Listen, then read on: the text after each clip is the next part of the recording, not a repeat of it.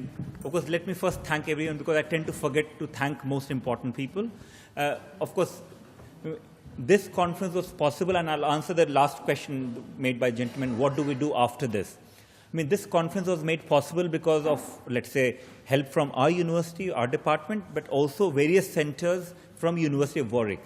So I have to thank especially Goldie for doing this initiative, work in Warwick as well as here. Thank you.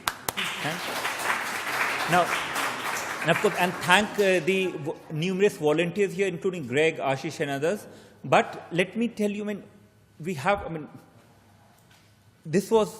organized many conferences on Tibet, China, India, even Kashmir partly.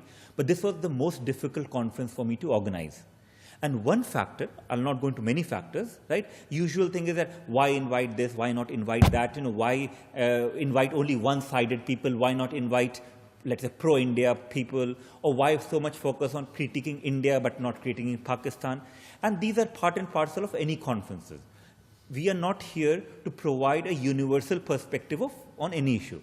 It's a conversation. For us, this conference is part and parcel of a conversation that we hope will carry on. So this is not the only one, though, to be honest, it exhausts us to organize these things, and that's to do with various practical issues. But something I would like to mention was, and I mean, in a sense, for me, the person who encouraged me to not give up at very crucial time was Parveena Hangarji. She may not have realized it. Reason is, when we had organized it, when everything was well planned, her visa was rejected. Her visa was rejected by the British government. Now, and I'm not sure, the reason was simple. I'll tell you, the person who interviewed her said, yes, we have looked into all your documents, you do not have enough money and resources.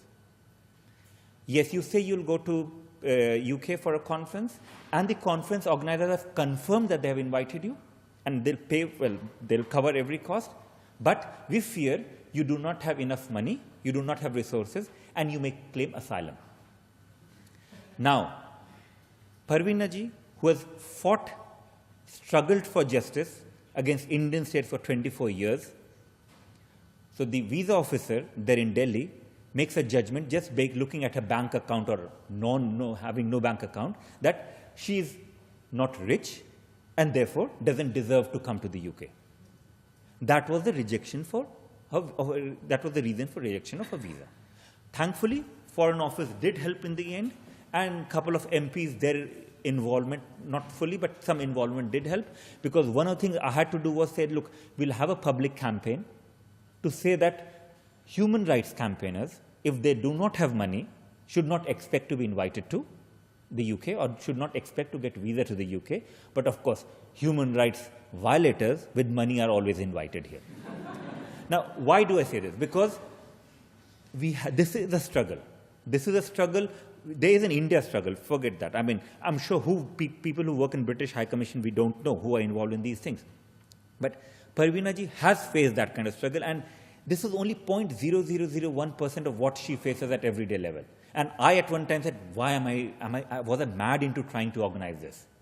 But when I spoke to her, she said, कि जब तक आप हैं वहाँ पर, आप अकेले हैं मेरे बेटे की तरह, कोई परेशानी नहीं है, सब ठीक हो जाएगा. So the fact that you are there as a son of mine, and I get him as son of mine, and it should be okay. And that gave me strength when there was a lot of confusion, bureaucratic houses, negativity involved in doing this. To be honest, I feel very privileged to have her here, and of course other speakers too, but other speakers, they should, but have her here. And I'm not trivializing other speakers, but you all are there. But Parveena ji's presence here has electrified, I think, most of us in certain sense, made us emotional, and I think the first time my tears are coming in this university, and I've been here for 7 years, right? And I'm not an emotional person in that sense. Listening to her, listening to struggle, what I take from what she said is, look, I understand there's a lot of problems with British government and all governments, Indian governments, but she has not given up hope. She has not given up the struggle.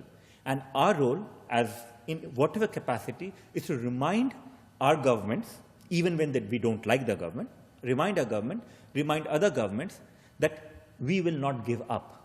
We should not give up. So a mother whose son has disappeared, I cannot say the lost word because we don't know, has disappeared, she has not given up fighting against one of the most brutal form of colonization in contemporary world. So how can we as scholars, as diaspora, as writers, give up? So on that note, I would like to thank Parveena ji again. Parveena ji, आप आइए आगे.